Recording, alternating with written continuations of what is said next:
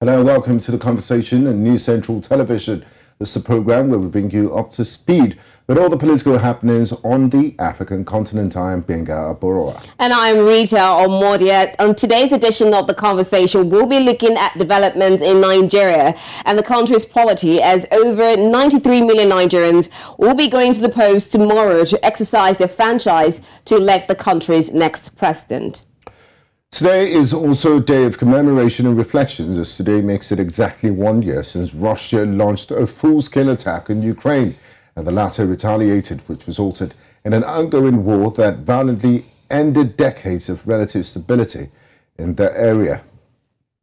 Of course, this is serious issues all over the world. I mean, by this time last year, Russian President Vladimir Putin made a special announcement talking about a military operation to Ukraine. And since then, when he stated it, I didn't think it would last for this long. But 1 year long, we're still going on. Exactly. And of course, it came with a lot of flurry of sanctions. Yeah. And then the geopolitical implications, the economic implications, especially for African countries. Yeah. And all of that. And then, I mean, some people feel if you're neutral on this issue, it means you're on the Russian side. So these are some of the issues we will be looking at. And of course, the big one tomorrow. Tomorrow, yes, definitely. Yeah. I mean, we have all the candidates ready. We've had all the campaigns over. I mean, campaigns have ended. So right now, it's just for the citizens to come out, exercise their franchise, cast your votes, and of course, make sure you follow all the election principles. Just go there, cast your vote. Do not bring violence to the polling stations. And of course, News Central TV will be giving you all the details, live updates, and conversations concerning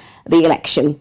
Very important. But now let's turn our attention to the ongoing war in Ukraine, which today makes it exactly a year since Russia invaded Ukraine, and the United Nations General Assembly has passed a non-binding resolution denouncing the invasion and calling for troops withdrawal and an end to the fighting. The resolution, which has little political weight, received support from 141 nations, with only 7 countries voting against it and 32 abstentions.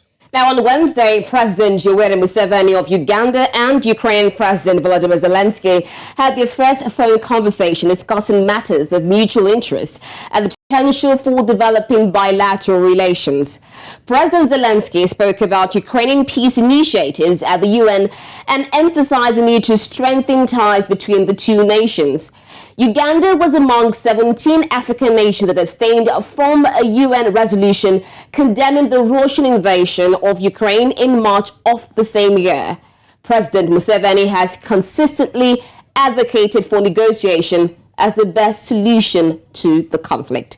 And now joining us for this conversation, we have Ojewale, expert in conflicts, organized crime and security governance in West Central Africa. We also have Vardon, a humanist, African affairs commentator, corporate midwife, joining us all the way from Accra, Ghana. Gentlemen, welcome to the conversation. Thank you. Thank you so much for having me. Wonderful. So I'm going to begin with you, Max. I mean, it's 1 year since the Russian invasion, and right now we've had another vote at the UN Security Council, of which about 17 African countries abstained, while 2 countries actually voted against the resolution, which was Mali and Eritrea. But we're still having the position where United Nations, European countries are saying that African countries should pick a side, and abstaining actually somewhat means you are for Russia. I mean, what's your take on all this and how it has affected Africa generally? I don't think the Western nations have the moral authority to dictate to Africa what we should do, how we should stand. Never mind to declare that our stance of neutrality is a vote for Russia, without themselves acknowledging the role they have played in expanding NATO to the borders of Russia, which was really the key instigator of this particular conflict.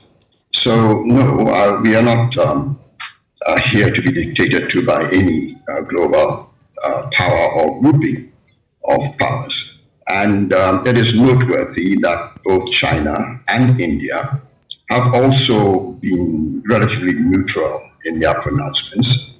And I don't hear them being bullied by the West that they should support the West. I think the West has a very short memory when it comes to its interventions and its destabilizations and so on in Africa. And for them to expect that we will easily forget some of the things they have been up to is, I think, a little bit naive of them. Today, 24th February, for example, you may not recall, but for Ghana also, it is a particularly poignant date, because it was on this day, 57 years ago, that Kwame Nkrumah was overthrown by CIA engineered forces. And we lost our first president, who was very much a Pan-Africanist and was for the total liberation of Africa. And his agenda was dealt a deadly blow by Western interests, which sought to maintain the hegemony that they have held in the world since. So, no, we are not partial to the Western's, the West analysis and assessments and the criteria and the values that they seek to promulgate, which have generally led to misery in other parts of the world. I think that's what I would say about it at the first cut. Thank you, Max. Dr. Ojewale, what factors contributed to Uganda's decision to remain neutral on the Ukraine-Russia conflict, and how does this align with their foreign policy objectives? And what do you think the phone call entailed? Of course, on paper, they said it was to develop bilateral relationships. Why is Volodymyr Zelensky courting Yoweri Museveni? Thank you so much.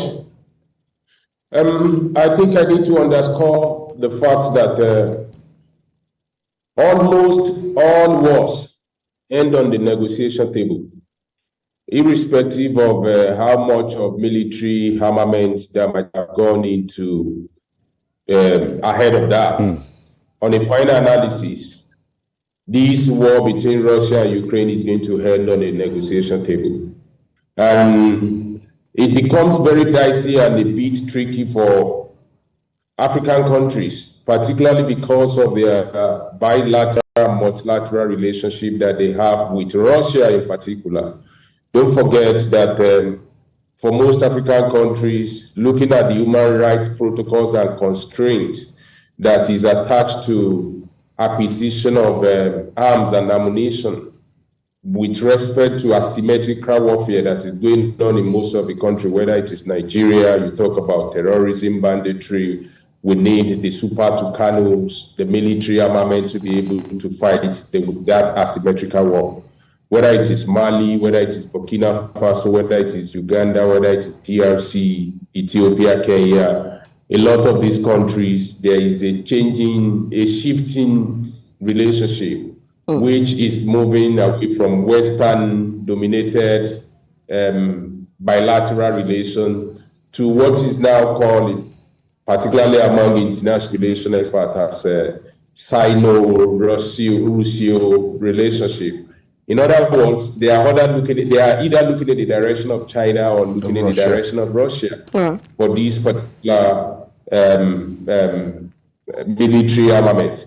So when you find yourself in such quandary, then it becomes very difficult to pick a side.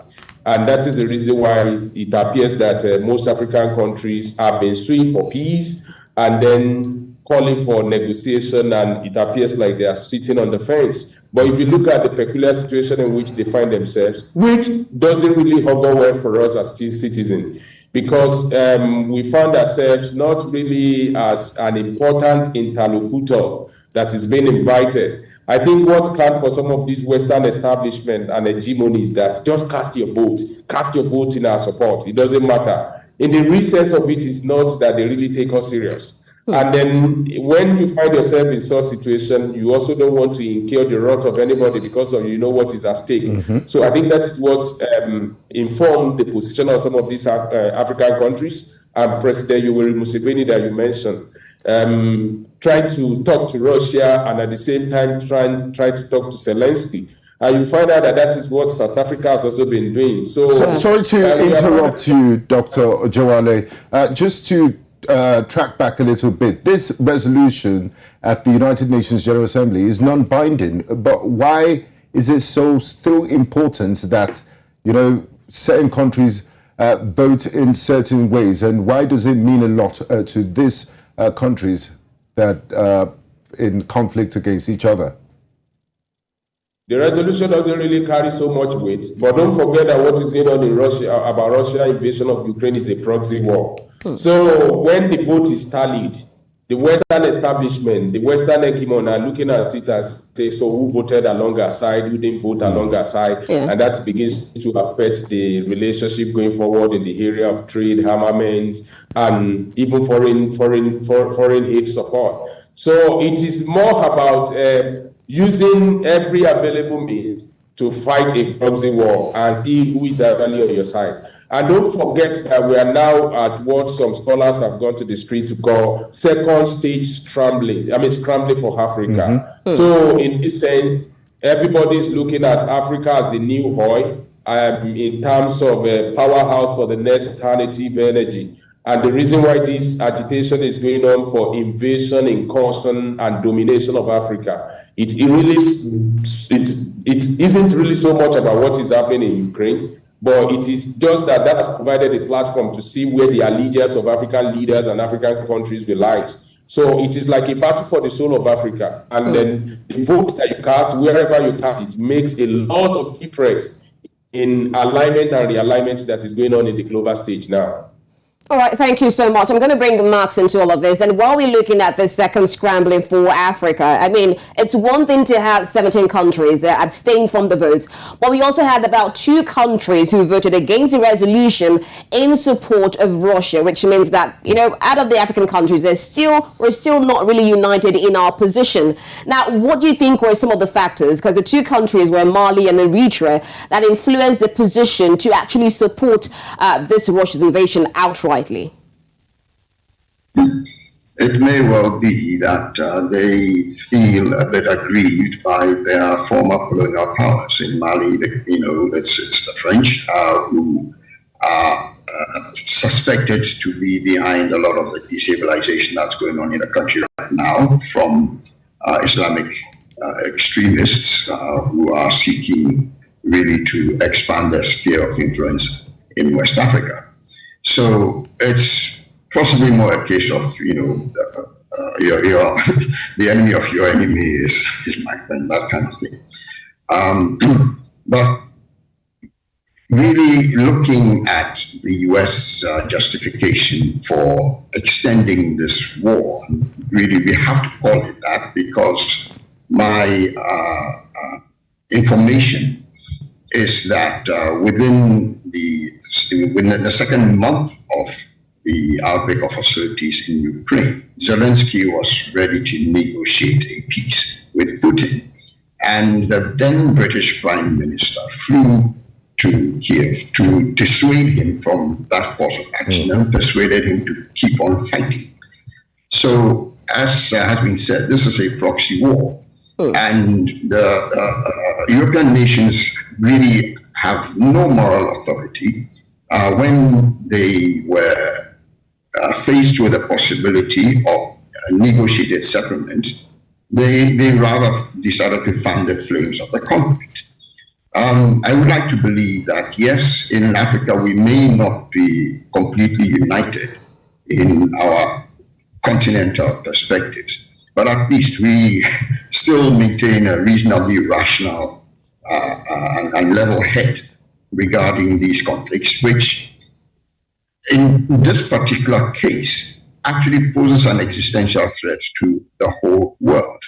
Let us not forget that there's been a lot of saber rattling, especially from the American side, and they've been talking about escalating to tactical nuclear weapons and so on. All of that is coming from the West. Putin hasn't said he is going to escalate to that level.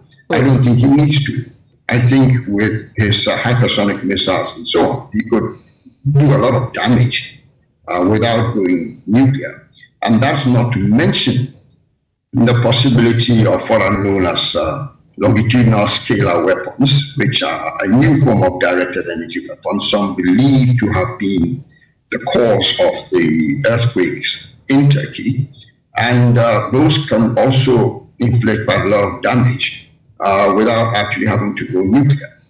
So I believe that we have an opportunity as Africans to bring the voice of reason and moderation to this particular conflict, and to continue to ask for a de-escalation and sitting down at the negotiating table to negotiate a peace, which ultimately has to happen. Unfortunately, I think, especially on the US side, there are a lot of people who are of certain interests who are looking to make economic and financial gains out of this conflict, whether that is through the sale of armaments or it is through access to the minerals and so on that are in Ukraine and Russia. We don't know. But that potential is there, and as has been advised in many, many instances when it comes to understanding why certain things happen. And also the military-industrial complex. Now, thank you, Max. Dr. Ojewale, during Max's submission, he did talk about, Africa's role in being the voice of reasoning, in appealing to both sides to return to the negotiation table. He also talked about saber-rattling, especially coming from the US and the West. Now, South Africa's Defense Minister, Thandi Modise, she said the Countering Malign Russian Activities in Africa Act, which seeks to sanction any African businesses or people doing business with Russia, should be rejected by African countries. She said, and I quote, "We cannot be simply bullied because we are a growing economy. We have national interests, we have regional interests. We must make sure we stand our ground where it counts." What do you make of a statement? Well, I think the minister has spoken well, but don't let us forget that the rule-based order, the liberal order that is still subsistent in the world today, is governed, presided over by the US and our allies.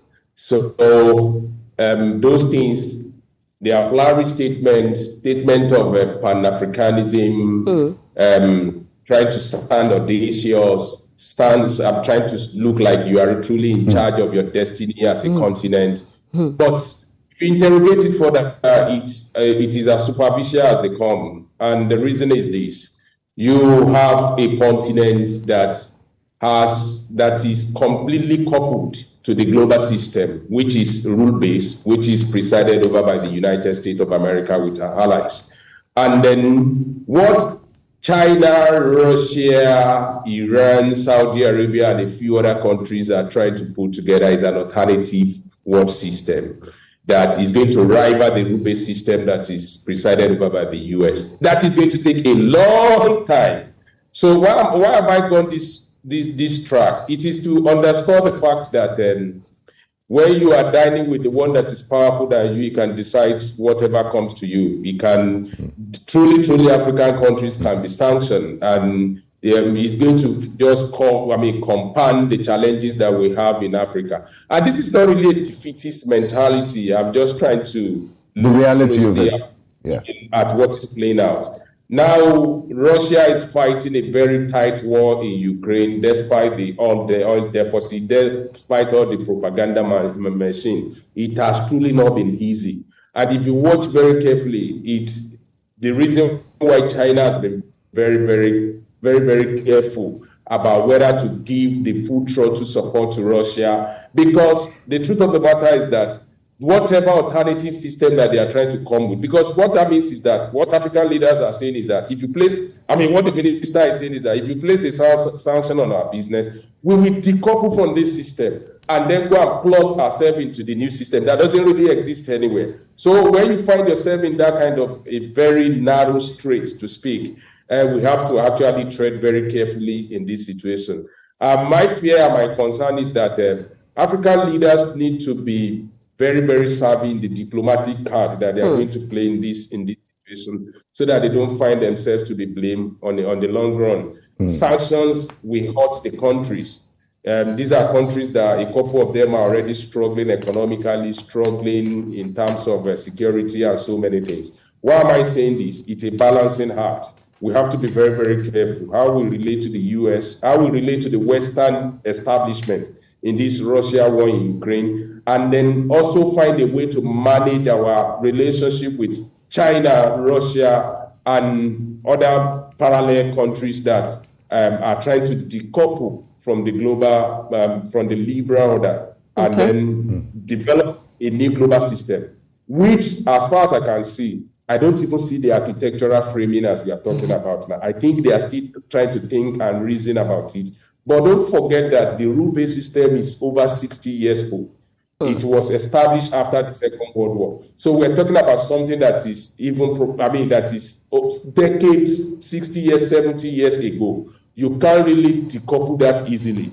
And then when you find yourself in such quandary, you don't go ahead to go and just pitch your tent carelessly. With something that is still unraveling or still uncertain. Talk about what China, Russia are trying to do. I don't really believe in that anyway. Okay, I'm going to bring Max into all of this, and I'm going to go deeper into it, especially on how to balance and manage international relationship, because just like Wole has said, Africa still has to be careful in its relations. While we have people who have said outrightly condemning Russia's invasion, some have abstained, while some have outrightly kicked against this condemnation of Russia's invasion. So how can African governments be able to manage this peacefully in a way that does not hurt the international relationship with other countries? Max? Well, I think, as Prof has said, African leaders do need to tread a fine line. But I believe also we need to look very much to the future. And I believe the West, so-called liberalism, is a spent force. If you look at just the demographics alone, Europe is facing a population bomb where it is declining. So is Anglo-Saxon America. Their populations are declining because their lifestyles have basically become unsustainable. And if you look at the birth rates per woman in Europe, they typically are below 1.7 per woman, which has been recognized as the rate below which no population has ever recovered. In some territories, it's as low as 1.1 children per woman. So I believe that Europe is really on its last legs, as is white America, and they know this. They've known this for some time. And they're trying to take as many people with them as they can. What they need to do, really, is to revisit their immigration policies and seek to integrate other populations that are much more virile and more, I should put it, family-oriented into their societies if they want to survive. But the way things are going, I do not think they will survive. And they know this. The petrodollar, I do not think, will be around in its current form in the next, I don't know, maybe 4 or 5 years. It may well collapse a lot sooner because the basis for the petrodollar is being eroded. It's been pointed out that Russia and China are now trading directly between themselves without going through the dollar. And the sanctions that are being imposed by America and its allies on Russia and China and so on are simply going to accelerate the emergence of an alternative world trading system. And we already have the BRICS consortium, which many other countries are now seeking to join, including Saudi Arabia, which was the original guarantor, as it were, for the petrodollar, and Iran, and others who are asking to join that consortium. So I believe that the petrodollar is going to collapse in the very near future. And once that happens, America as a superpower is going to be a spent force because it is going to face internal conflicts. Some have projected that civil war will break out and so on. And African leaders need to factor these possibilities into the calculus of where they pitch their tent, place their countries, and to whom they look for future development and support and trade ties and so on. Thank you. The West has not helped Africa by and large, and I think we need to recognize that and move on from too much dependence on our historical past.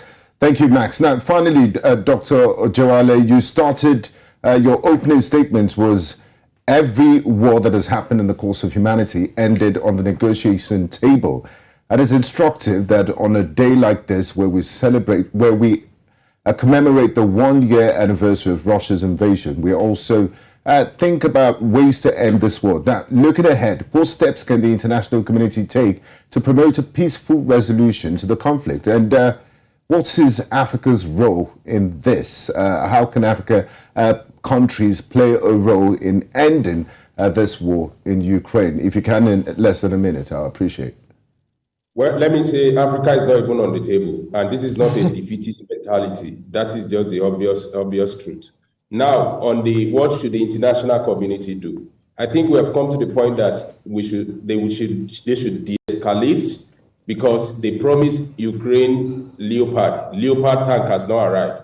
America promised Abraham tank. It's going to take almost 2 years before it arrives. People are dying daily in Ukraine. So, and the Zelensky should realize that proxy war is being, they are fighting proxy war on his head, on the head of his people, in his own threshold, and then sue for peace so that these wanton destruction can be altered speedily. I think that's what I would say, since we have very limited time.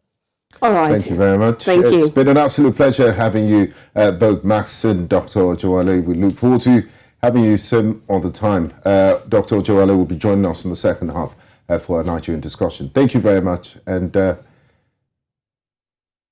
to have you. Okay.